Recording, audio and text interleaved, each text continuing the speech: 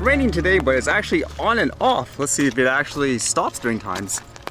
And what's going on today? How about this first one, where it talked about how somebody flew his drone over a game, and as a result, he was, I guess you could say, punished for it. It says, man charged after flying drone over Ohio Stadium during Maryland game.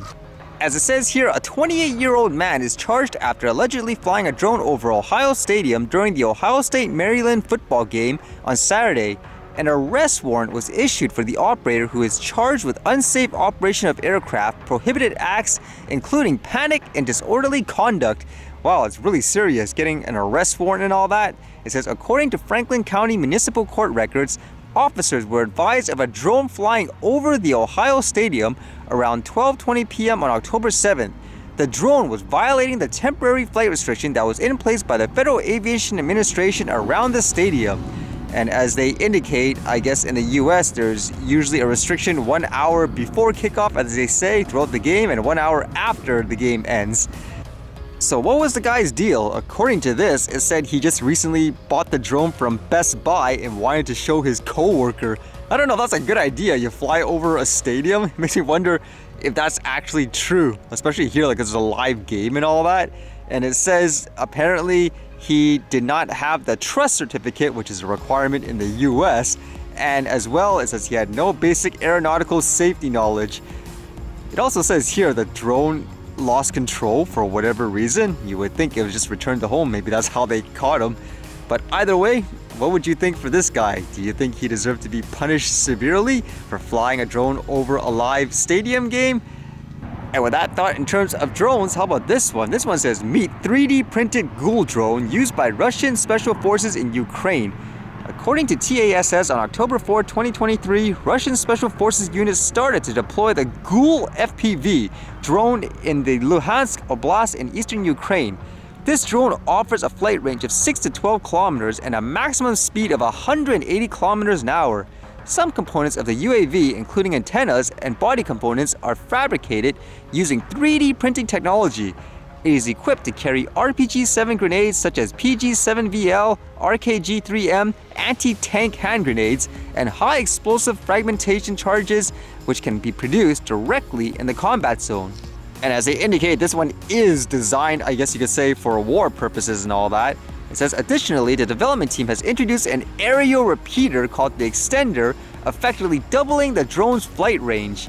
Previously employed in Russian units in the Donetsk and Belgorod regions, as well as the Kherson area, this FPV drone has proven its effectiveness in intense battles, according to representatives of the manufacturing company.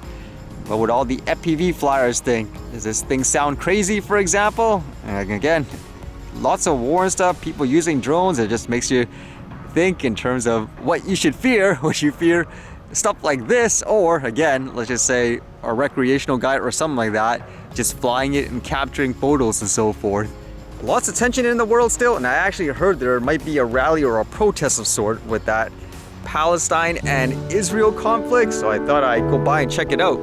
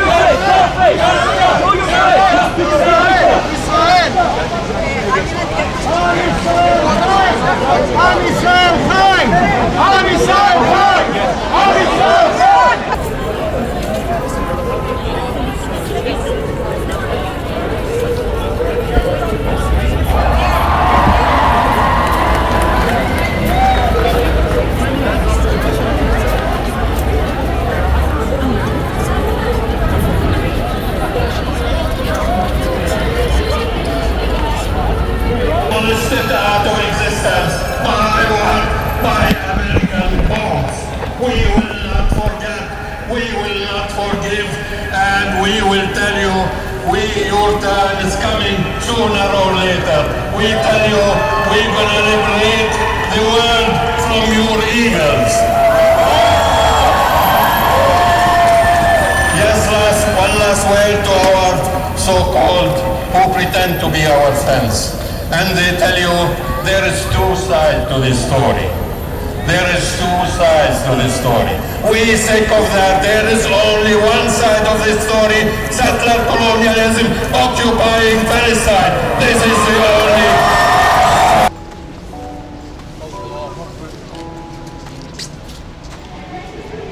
Again, I personally don't know the situation too well. All I can go by is what I read, listen to, I guess, both sides. Fortunately, it stopped raining at times, so I was able to capture some aerial views. Not as much as I wanted, obviously. But in general, what would you think of the situation? Which side would you agree with?